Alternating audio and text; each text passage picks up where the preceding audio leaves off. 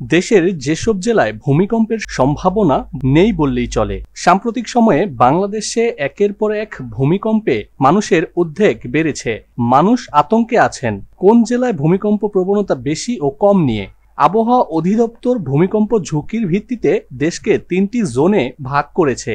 Zone 3 সবচেয়ে কম ঝুঁকিপ্রবণ জেলাগুলো হলো খুলনা, যশোর, সাতক্ষীরা, নড়াইল, মাগুরা, ঝিনাইদহ, কুষ্টিয়া, চুয়াডাঙ্গা, মেহেরপুর, বরিশাল, পটুয়াখালী, ভোলা, পিরোজপুর, বরগুনা, ঝালকাঠি ও রাজশাহী বিভাগের পশ্চিমাংশ।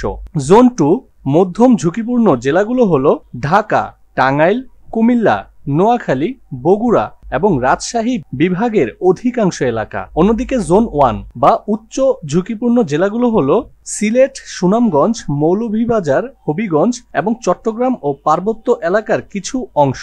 এছাড়া ঢাকা বিভাগের গাজীপুর, টাঙ্গাইল, নরসিংদীর কিছু অংশ, কিশোরগঞ্জ, কুমিল্লা ও ব্রাহ্মণবাড়িয়া জেলা।